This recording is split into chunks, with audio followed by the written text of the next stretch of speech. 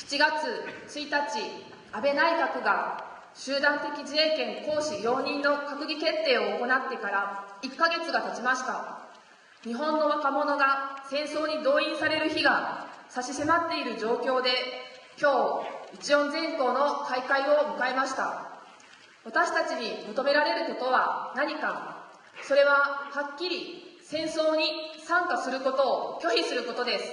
次は9月4日、国会大本位へと結実させていくことが安倍政権を倒す大きな力となっていきます。今日、明日、全校の場で8月からの運動方針を共に練り上げましょう。皆さん、よろしくご参加ください。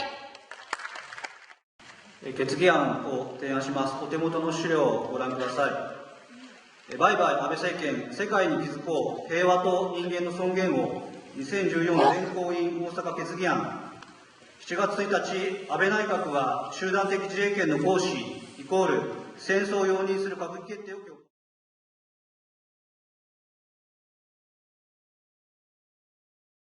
やめろ。官邸前でこれだけの規模で公然と首相退陣を求める声が上がるのは極めて異例のこと。これだけ私たちの怒りは大きい。踏みつけられた民主主義の痛みを抗議に変えて叫ぶ。私たちを踏みつけにするその足をどけろ。安倍はやめろ。声を上げられる空間を社会の中に作り出す。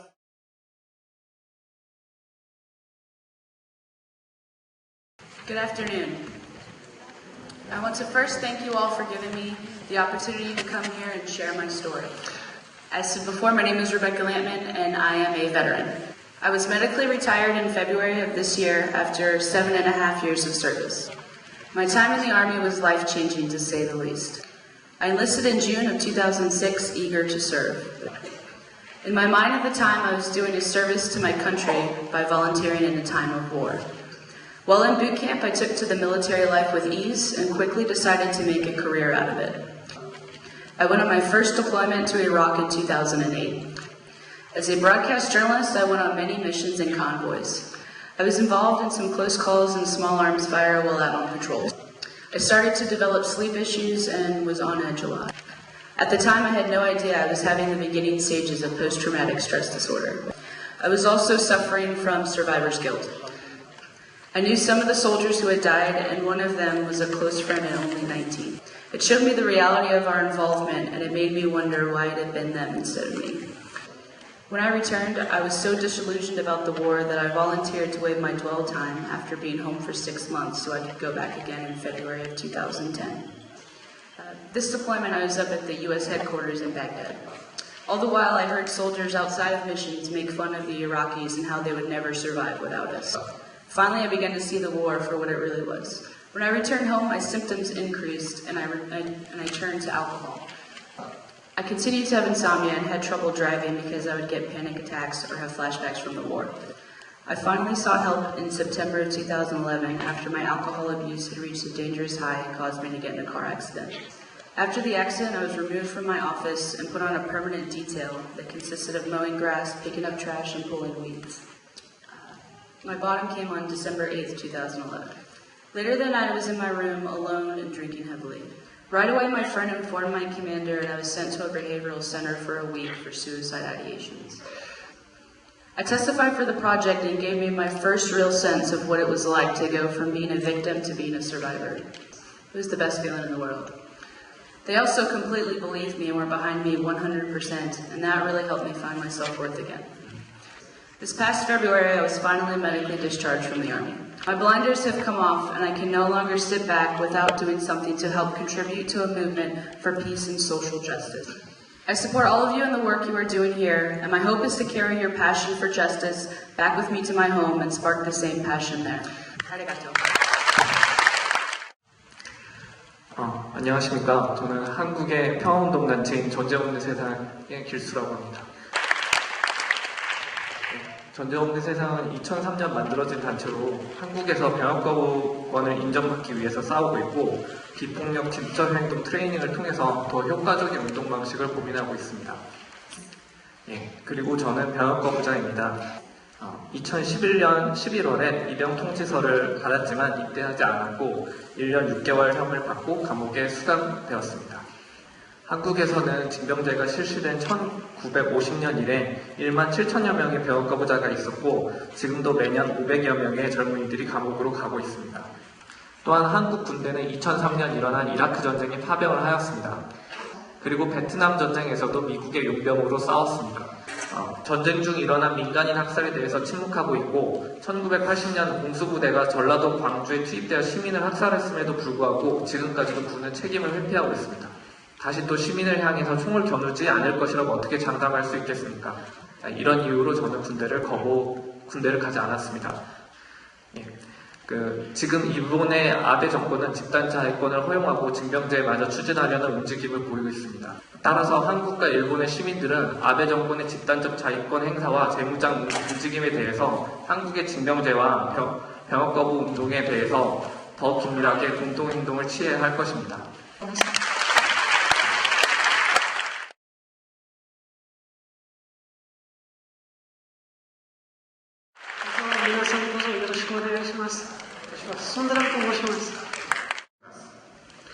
And this is being resisted by people on the ground. So there are very strong popular movement at the grassroots against these imported reactors which are coming to India. Particularly after Fukushima, because this 99% saw Fukushima on their television screens. After that, there have been a series of protests. The picture that you see is of Kudankulam, which is on the southernmost tip of India, where mostly farmers, and tens of thousands of farmers and fisherfolk, including children and women, they came out against this project called Kudankulam nuclear project. It was on the verge of commissioning, and yet people wanted strongly to stop it.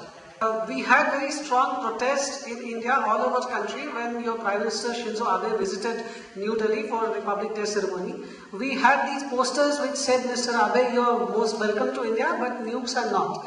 And we had hundreds of people who were holding this poster, and then we used all these pictures to make a collage.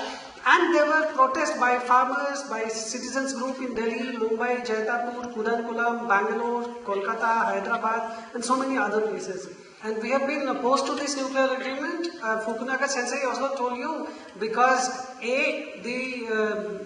this deal imposes a very anachronistic and unsafe nuclear reactors on India. Secondly, it legitimizes India's nuclear weapons. And you would see that India is importing reactors from a number of countries, and all over the country, the entire map of India is witnessing new nuclear reactors which are being opposed by people. And these reactors would use very important, crucial Japanese components, and that is why the interests of French corporate, US companies like GE and Westinghouse are also pushing for this India-Japan nuclear agreement. So this so-called civil nuclear power is leading to a situation which is almost like a civil war in India, and it is important that people of India, together with people of Japan, renounce and oppose the nuclear agreement between the two elites, between the two governments, and we take bilateral relationship beyond corporate and military interests, and we say we strive for a nuclear-free world. Thank you. どうも、今ご紹介に預かりました村田と申します。私は南相馬市の小高区原発から第一原発から16キロほどのところに住んでおりまして、今横浜の方に上さんと妹は避難して3年半近くになります。一言で今のその、原発被害者の状況を一言で申し上げると、本当にギリギリもう我慢の限界まで追い詰められているということだと思います。一つは、3年半というこの時間の経過の中で、経済的にも肉体的にも本当に精神的にもですね、ギリギリの局面に来ているというのが現状です。今も命が奪われつつあり、さらにその頑張って生き残っている人たちもですね、まさに生き絶えに近い状況になっているというのが現状なんです。そういう中で、今全国でですね、に避難している人たちが、17の北海道から愛媛まで17の、地方裁判所と、福島地裁のいわゆる支部で、20の集団訴訟を起こしています。で、私たち神奈川県に避難している者たちもですね、昨年の9月以来、35世帯93人という人数ですけれども、今4回目までの口頭弁論を進めているところです。今後ともよろしくご支援ご理解のほどをお願いいたします。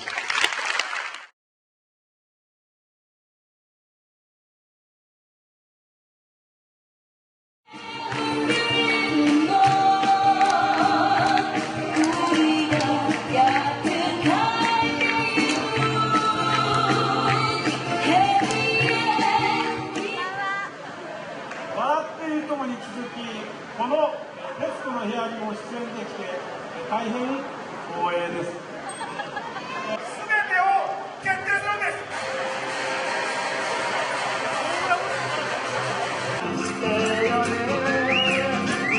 先はまだ長い。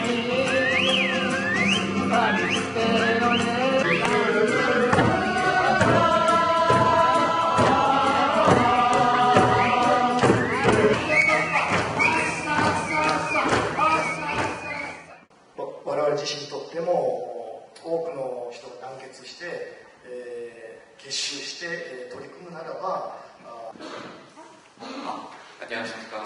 そこではさまざまな抑え込む型の